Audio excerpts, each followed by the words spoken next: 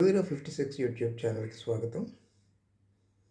ఈనాటి కార్యక్రమంలో వేసవి సెలవుల్లో పిల్లలకి రామాయణ మహాభారత గాథల తాలూకా సారాన్ని కొంత తెలియజేద్దాం అనేటువంటి ముఖ్య ఉద్దేశంతో చిన్న చిన్న కథలు.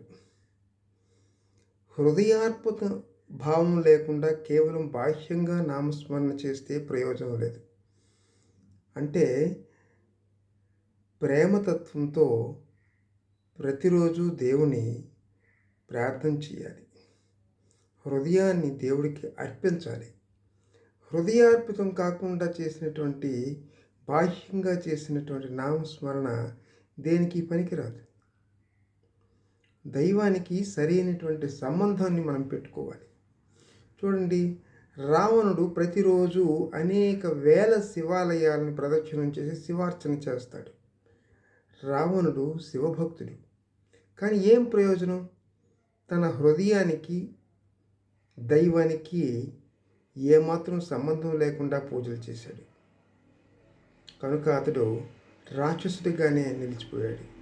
కనుక హృదయార్పిత భావం లేకుండా నామస్మరణ చేసినటువంటి వారు రావణుని సంతతి అని చెప్పొచ్చు. కనుక మన మనస్సుని భగవంతుని వైపు మళ్ళించాలి. Thank you.